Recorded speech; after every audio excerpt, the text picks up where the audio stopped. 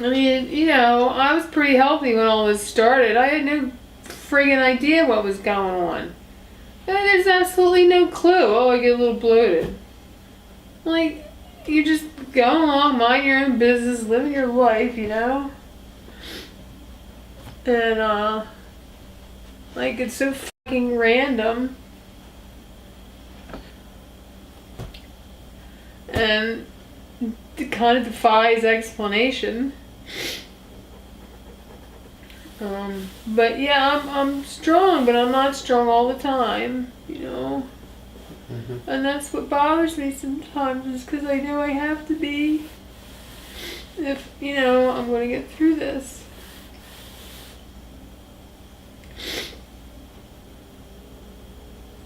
You know?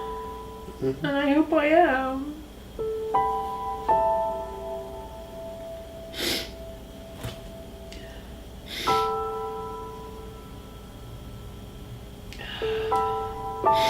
Seasick is my pull button. And so I'm here for about, you know, 3.5, 4 hours. Just sitting.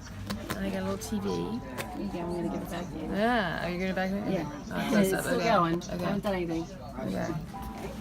Half hour and then finally called and Dr. Mincer's office. Waiting. Look. Ah. Let's see. Well, Shannon stopped over. She brought me a milkshake. And I told her, I said, I would like it to be it's like Jack Nicholson and 5 Easy Pieces.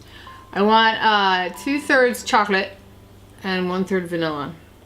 And I think they switched the ratio up to the other way. So it seems like it's mostly vanilla to me, which is kind of a disappointment. So maybe, what was?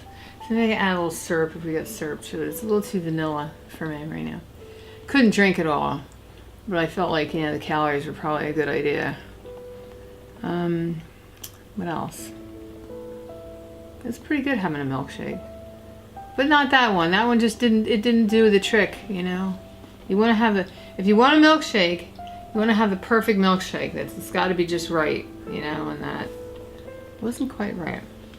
But beggars can't be choosers. My pH is 7.5. You'll be happy to know. I'm sure you weren't listening when you were told to monitor that or pay attention to whatever. But it's 7.5, and that's actually very good. I checked it this morning. My foot is very swollen. I don't know what the hell is the matter with that. I haven't moved off the couch for a while because I'm just really fucking tired. So, yeah. You know, they tell you to mostly expect nausea and vomiting and diarrhea. So, I don't really have too much of a problem with nausea. I never did, so maybe I just don't tend to it, which is fine, because I don't want that. I mean, who does? And then the diarrhea kind of came a little later, a few days later. And I have a mouth sore, which is not unusual. I have a weird sensitivity to really, really cold things, which isn't unusual either. If you go in the freezer, you take something cold out, it just feels like you've electrified your fingers. You've it says, yeah, you know, and you have to drop it. So that's weird. I mean, that's kind of a weird thing. Now that's just, you know, that's only been in a week. That's, you know, pretty much it. There are other effects that can come later. You know, the more chemo you have, and, you know, most of them are transient. And they will, you know, they'll stop after you get the chemo finished down the road. But, you know, there's some that might stick around for a while. You just don't know. I mean, everybody's different. So, I mean, I've been fairly lucky so far, but one thing is just I've been really, really tired. Just tired. Just, like, I don't like to get up tired. You know. So part of that is because I'm not eating enough, which I know. I have no appetite. But I didn't really before the chemo either, so that's just part and parcel of being sick, I think, A, and B, having this ascites, because I have ascites, so that, you know, you don't have as much room to put, I just don't really have an appetite. It's very hard to eat, to make an effort to eat. I don't like to prepare food. I don't like the smells of some things. It's just, you know, so I'm doing my best there. But, you know, because of that, you limit some of the other side effects like diarrhea, because you're not really eating a lot. So, yay. But, I mean, you know, you hear stories about people breathing right there. You hear stories about people who are just, you know, sick as dogs, you know, after it. You just don't know how you're going to react to anything. So, I think by an objective measure, I think I'm probably doing okay. But the fatigue is bothering me a little bit. This blanket was given to me by Lisa's sister, Chris, who knits. She's a very skilled knitter. She just knits and knits and knits and knits and knits. So she made me a blanket. And here's the little label with her name on it. And it's 100% merino wool. And it's so warm and soft and cozy. It's like a lap blanket.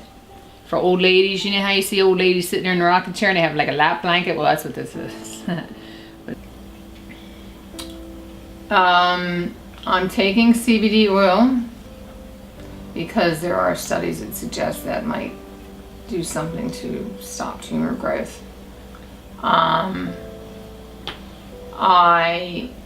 have some, for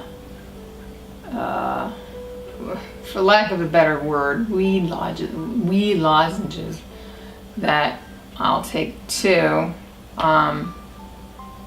Again, I mean, this stuff is supposed to help with pain, but it really doesn't. I do have a little bit of pain.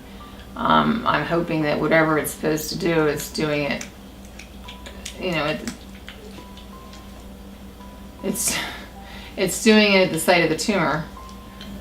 I feel like my support system is pretty good. It's helped me emotionally.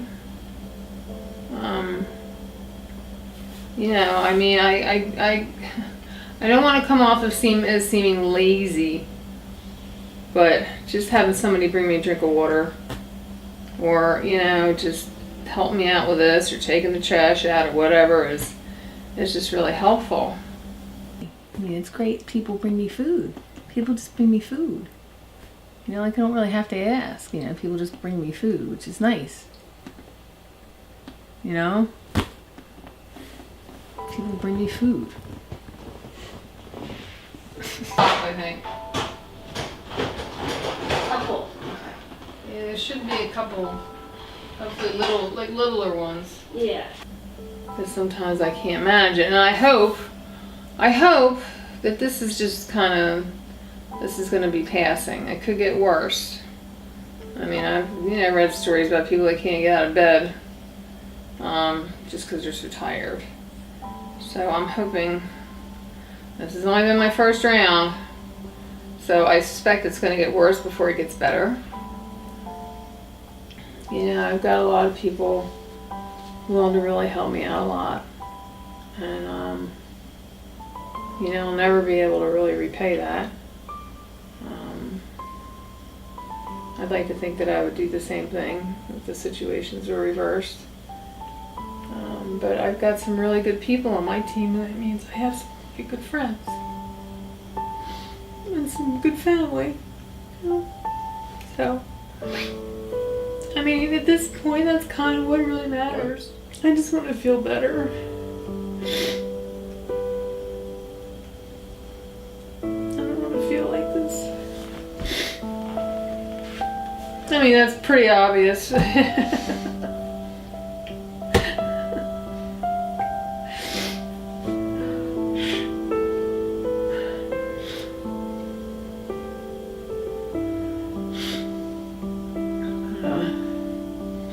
We'll see. Yeah, we'll just see.